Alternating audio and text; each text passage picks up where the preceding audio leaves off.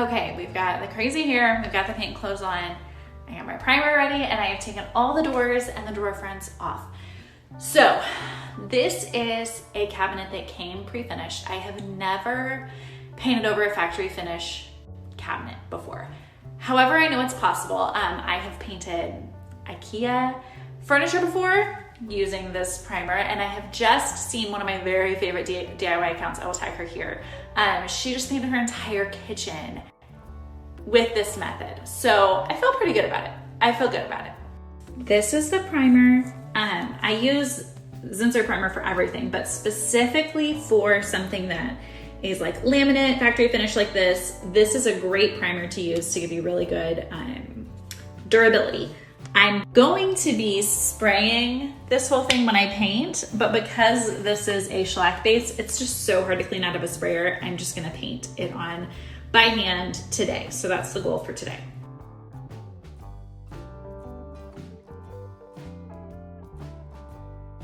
It's all primed. I was gonna have a time lapse for you, but like, it looks exactly the same. You can't tell. It's the exact same color. So I've got 2 coats primer on all this, 2 coats primer on this. The doors will need to be flipped over. You can top coat this in as little as 45 minutes. So I'll just flip them over in a couple hours and do the other side. And then tomorrow we paint. All right, friends, it is time. The paint guy at Home Depot recommended this bare cabinet and trim enamel, which I've never tried before, but he says it's fantastic. So this is what we're painting with. I've got myself set up to spray the doors and drawer fronts. And because the vanity is so small, I think I'm just gonna do the base by hand. If it was any bigger, I do all the prep work and spray, but since it's such a small surface area, I think it would take me longer to set up to spray than it would to just do it by hand. Well, I kicked things off by trying to pour it in the paint can and instead pouring it just like so.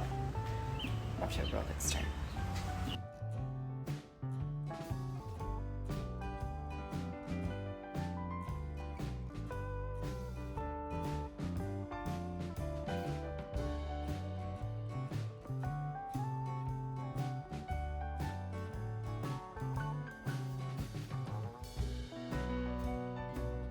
I'll also note the most obnoxious thing about painting cabinets is the wait time. So I have done 1 coat on the back of the doors. I have to wait 2 hours and do a second coat. Then I have to wait at least 2 hours, ideally more, before I flip them over to do 2 coats on the front. So what will probably happen is I'll get 2 coats on the back side tonight, bring them inside for the night, and then do 2 coats tomorrow while also working on the countertops. I won't be able to put them back on until like tomorrow afternoon. My next step is gonna be to, oh, it's dark back here. Can't wait for my skylight.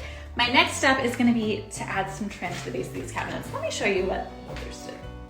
At our final inspection, I noted that this gap was really large and asked them to cover it with some shoe molding, and they just threw a crap ton of caulk in here and called it a day. So this is literally the first, like, you walk in the door and you're greeted with it. So today at the store, I was gonna grab shoe molding. They didn't have any because there are shortages of literally everything, but I found some cute little trim that we're just gonna throw here and then around the front.